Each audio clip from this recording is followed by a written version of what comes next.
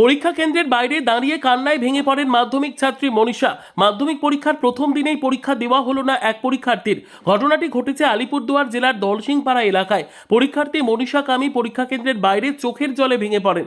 জানা গিয়েছে, দলসিংপাড়া এলাকার বাসিন্দা মনীষা কামির এবছর মাধ্যমিক পরীক্ষার কেন্দ্র পড়েছিল হাসিমারা হিন্দি হাই স্কুলে।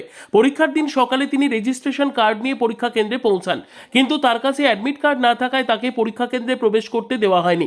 মনীষার অভিযোগ, অ্যাডমিট কার্ড সংক্রান্ত সমস্যার কথা তিনি আগেই নিজের স্কুল কর্তৃপক্ষকে একাধিকবার জানিয়েছিলেন, কিন্তু বারবার জানানো সত্ত্বেও স্কুলের পক্ষ থেকে তাকে অ্যাডমিট কার্ড পাইয়ে দেওয়ার বিষয়ে কোনো কার্যকর সাহায্য করা হয়নি। পরীক্ষা কেন্দ্রের বাইরে দাঁড়িয়ে কান্নায় ভেঙে পড়েন মনীষা।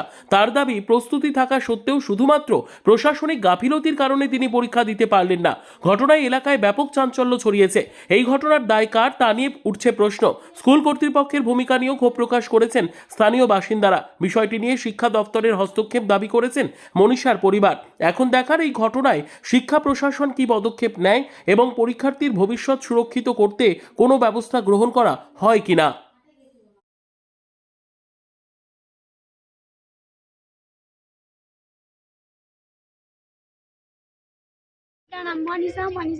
तिम्रो नाम के हो? मनिषा के हो? कामी। र अर्को पनि मनिषा कामी छ स्कुलमा। तर अब बाबुआमा त अर्कै छ नि त। त्यो भएको कारणले गर्दा तिम्रो एडमिट कार्ड भएन हैन?